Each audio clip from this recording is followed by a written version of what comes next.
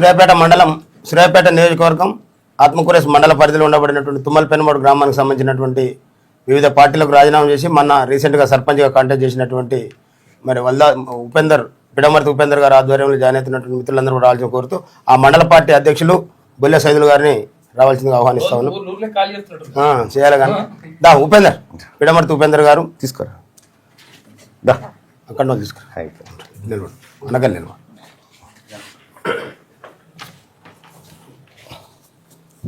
ఈసారి మిస్ అయింది కానీ మళ్ళీ ఒకసారి ఖచ్చితంగా వస్తుంది. అదేవిధంగా ప్రేమ్ సుందర్ అది అడిపిన తర్వాత కప్పుడు. అదేవిధంగా కోటేష్ మధు హాయ్ కోటేష్ రమేష్ వెంకన్న ఈయన బాలవన గ్రామం నుంచి అచ్చా వీరాంజనేయులు దా మధు మధు నమస్తే నేలచెర్ల మధు. ఏమైంది? యాక్సిడెంట్ అయిందా? రైట్ అటు నిలబడి కొద్దిగా అటు తెలంగాణ రాజ్యాధికార పార్టీ ఇది ఫక్తుగా బిగ్ క్లాస్, మరి ముఖ్యంగా ఈ బీసీ వర్గాలు ఏవైతే ఉన్నాయో ఈ వర్గాల పైన అత్యంత రాజకీయ ప్రేమ కలిగినటువంటి పార్టీగా మీ ముందుకు పోతా ఉంది. ఇవాళ మనందరికీ తెలుసు తెలంగాణ రాజ్యాధికార పార్టీ ఈ వర్గాలకు ప్రత్యామ్నాయ పార్టీగా అవతరించినటువంటి సందర్భంగా వాళ్ళందరూ కూడా వివిధ గ్రామాల నుంచి ప్రజలందరూ కూడా స్వచ్ఛందంగా తెలంగాణ రాజ్యాధికార పార్టీలో చేరుతా ఉన్నారు. వాళ్ళందరూ కూడా స్వాగతం పలుకుతా ఉన్నాం. సూర్యాపేట ఉమ్మడి నల్గొండ జిల్లా ఇన్ఛార్జిగా ఉన్నటువంటి తెలంగాణ రాజ్యాధికార పార్టీ జనరల్ సెక్రటరీ గారు వట్టె జానయ్య యాదవ్ గారు, అలాగే వర్కింగ్ ప్రెసిడెంట్ గా ఉమెన్ విభాగానికి పనిచేస్తున్నటువంటి నీరజ గారు, అలాగే మా మండల అధ్యక్షులు సైదుల్ గారు, అలాగే అందరికి కూడా పేరు పేరున కృతజ్ఞతలు తెలియజేసుకుంటూ, సో తెలంగాణ రాజ్యాధికార పార్టీ ఇది మన పార్టీ, మన సొంత ఇంటి లాంటి పార్టీ అనేటువంటి విషయాన్ని తెలియజేసుకుంటూ వీళ్ళందరికీ కూడా పార్టీలోకి సాధారణంగా స్వాగతం పలుకుతా ఉన్నాం. అలాగే వీరందరిని ఉద్దేశించి జానయ్య యాదవ్ గారు మాట్లాడతారు. మిత్రులందరికీ నమస్కారం.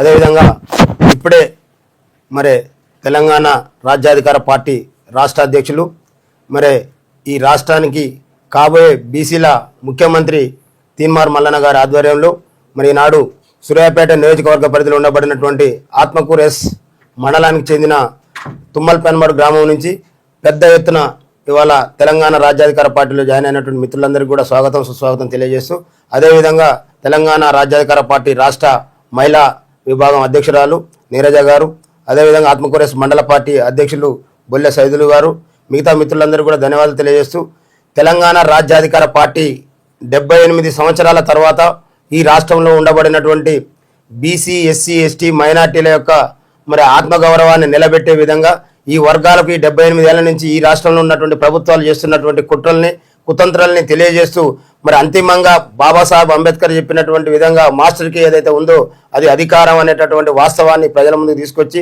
మరి బాబాసాహెబ్ అంబేద్కర్ గారు మరి ఆదాని అంబానికి ఓటు విలువ, అదేవిధంగా వాళ్ళ ఇళ్లలో పనిచేస్తున్నటువంటి అటెండర్ కూడా సమానమైనటువంటి ఓటుకు కల్పించినటువంటి మహానుభావుని యొక్క గొప్పతనాన్ని మరి నేటి వరకు కూడా ఈ సమాజానికి తెలియకుండానే మరి ఇలా ఓట్లన్నీ దండుకొని రాజ్యాన్ని ఏలుతున్నటువంటి దుర్మార్గులు మరి నేటికి కూడా గ్రామాలలోకి వెళ్ళినప్పుడు చూస్తే గ్రామాల్లో ఉండబడేటటువంటి ప్రజలు ఇంకా గూడు గుడ్డ అనేటటువంటి సమస్యలతోనే సతమతమవుతున్నటువంటి సందర్భంలో మరి ఈ వర్గాలందరినీ ఐక్యం చేసి ఈ రాష్ట్రంలో మెజార్టీ ప్రజలకు రాజ్యాధికారం అందించినప్పుడు మాత్రమే ఈ వర్గాల యొక్క కష్టాలు మరి తీర్తాయనేటటువంటి ఆ గొప్ప ఆలోచనతోని మరి ప్రభుత్వాల మీద ఉద్యమాన్ని ప్రకటించి ఈ ప్రభుత్వాలని మరి ప్రశ్నిస్తూ ఈ ప్రభుత్వాల యొక్క చేష్టల్ని ఈ ప్రజల ముందు ఉంచుతూ మరి అత్యంత తక్కువ సమయంలోనే 3 నెలల కాలంలోనే మరి రాష్ట్రంలో ఉండబడినటువంటి బీసీ ఎస్సీ ఎస్టీ మైనార్టీ వర్గాలందరూ కూడా ఆలోచనలో పడి ఇంత గొప్ప నిజాన్ని తెలియజేస్తున్నటువంటి తీన్మార్ మల్లన్న గారి నాయకత్వంలో మరి మనం అందరం కూడా పనిచేయాల్సినటువంటి బాధ్యత ఉంది.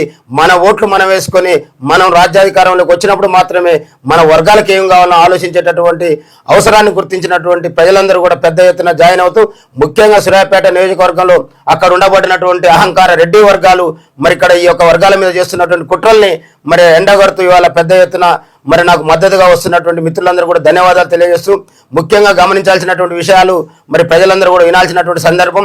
ఈ రాష్ట్రంలో అధికారంలోకి వచ్చినటువంటి కాంగ్రెస్ పార్టీ కామారెడ్డి డిక్లరేషన్తో 42% రిజర్వేషన్ ఇస్తాం, ఇక్కడ ఉన్నటువంటి వర్గాలకు అందరికీ కూడా కాంట్రాక్టులు ఉద్యోగాలు అన్నింటిలో అవకాశాలు కల్పిస్తామని చెప్పి అధికారంలోకి వచ్చిన తర్వాత మరి వాళ్ళ నేటికి అవి అమలు కాకుండా ఉండి అన్ని పార్టీలు కూడా ఇవాళ అగ్రవర్ణాల చేతుల్లో నడుస్తున్నటువంటి పార్టీలే కాబట్టి వాళ్ళకు వాళ్ళు మరి కుమ్మక్కై ఈ వర్గాలకు చైతన్యం అయితే ఈ వర్గాలకు అధికారం వస్తే మన పీఠాలు కదిలిపోతాయనేటటువంటి దుర్మార్గపు ఆలోచనతో మరి వాళ్ళ యొక్క రిజర్వేషన్ రాకుండా అడ్డుకోవడమే కాకుండా గ్రామీణ ప్రాంతంలో ఉండబడినటువంటి 3 పూటలు భోజనం దొరకక మరి అలమటిస్తున్నటువంటి వర్గాలకు ఏదైతే 2000 పెన్షన్ 4000 చేస్తా అని మరి 3000 పెన్షన్ 6000 చేస్తాను కనీసం ఆ యొక్క గ్రామీణ ప్రాంతంలో నుండి అట్టడుగు వర్గాలకు ఇచ్చేటువంటి పెన్షన్ కూడా 2 సంవత్సరాలైనా మరి పెంచకపోగా మరి ఇక్కడ ఉన్నటువంటి 4th సిటీ అనేటటువంటి దాంతో అంతేకాకుండా మూసి ప్రక్షాళన ఆయన కాళేశ్వరం ప్రాజెక్టుని కోట్ల రూపాయలు దండుకుంటే మరి ఈయన మూసి ప్రక్షాళన అని ఈయన కోట్ల రూపాయలకు లక్షల కోట్ల రూపాయలకు దండుకునేటటువంటి ప్రయత్నం. అంతేకాకుండా 4th సిటీ పేరు మీద అంటే సంక్షేమ కార్యక్రమాలకు పైసలు అడిగినప్పుడు మాత్రం నన్ను కోసినా చంపినా పైసల్లో అని చెప్తున్నటువంటి దుర్మార్గులు మరి వాళ్ళకు కావాల్సినటువంటి దోపిడీని మాత్రం మరి కామన్ గా నడుస్తూనే ఉంది. అంతేకాకుండా మేము అధికారంలోకి వస్తే ఈ రాష్ట్రాన్ని దోపిడీ చేసినటువంటి తెలంగాణ రాష్ట్ర ప్రభుత్వాన్ని పాలించినటువంటి టీఆర్ఎస్ పార్టీని మరి జైల్లో బంధిస్తామని చెప్పినటువంటి దుర్మార్గులు మరి వాళ్ళు కుమ్మక్కై మరి ఆ యొక్క వాటాలు పంచుకొని ఇవాళ ఈ బీసీలను మోసం చేస్తున్నటువంటి దానికి మరి ప్రతీకగా ఈ రాష్ట్రంలో చూస్తా ఉన్నాం. నిత్యం తీన్మార్ మల్లన్న గారి నాయకత్వంలో అన్ని గ్రామాల నుంచి పెద్ద ఎత్తున జాయిన్ అవుతా ఉన్నారు. రాబోయే ఎన్నికల్లో ఖచ్చితంగా మరి ఉమ్మడి నల్గొండ జిల్లాలో ఉండబడినటువంటి 9 జనరల్ స్థానాల్లో మరి 9కి 9 అన్ని కులాలను ఐక్యంగా యూనిట్గా ఉండి మరి అన్ని చోట్ల పోటీ చేసి అక్కడ ఉన్నటువంటి అగ్రవర్ణాలని మరి అక్కడి నుంచి కట్టడి చేయటమే లక్ష్యంగా ఉమ్మడి నల్గొండ జిల్లా వ్యాప్తంగా ఈ యొక్క చేరికలు వస్తున్నటువంటి మిత్రులందరూ కూడా ప్రత్యేకంగా ధన్యవాదాలు చేస్తూ వీళ్ళు ఓన్లీ పార్టీలో జాయిన్ అయిపోవడమే కాదు ఒక ఉద్యమ రూపంలో మరి అందరూ కూడా తనకు సంబంధించినటువంటి వర్గాలందరినీ మరి యొక్క రాజ్యాధికార పార్టీలోకి ఎందుకు రావాల్సిన అవసరం ఉందో తెలియజేస్తూ మరి ముందుకు సాగుతున్నటువంటి సందర్భం సూర్యాపేట నియోజకవర్గంలో మరి ఇంకా పెద్ద ఎత్తున వివిధ పార్టీల చెంతన ఉన్నటువంటి అగ్రవర్ణాల చెంతన ఉన్నటువంటి మిత్రులందరూ కూడా మరి ఇప్పటికైనా ఆలోచన చేసి వచ్చి తెలంగాణ రాజ్యాధికార పార్టీలో మరి భాగస్వాములు కావాల్సినటువంటి బాధ్యత గుర్తించాల్సిందిగా విజ్ఞప్తి చేస్తూ మరొక్కసారి ఈ పార్టీలో జాయిన్ అయినటువంటి మిత్రులకు అదేవిధంగా మా సోదరుడు యువకుడు మొన్న తుమ్మల పెనుమాడు గ్రామంలో ఏదైతే అగ్రవర్ణాలన్నీ కూడా కుట్రలు చేసి మరి అక్కడ ఉన్నటువంటి లోకల్గా ఇనానిమస్ ఇస్తున్నటువంటి సందర్భంలో భారత రాజ్యాంగం ఇచ్చినటువంటి ఆ యొక్క అర్హతని ఆ యొక్క ఆధారాన్ని మరి అలా ప్రజలందరూ కూడా తెలియజేస్తూ అది ఇనానిమస్ జరగడానికి అవకాశం లేదు.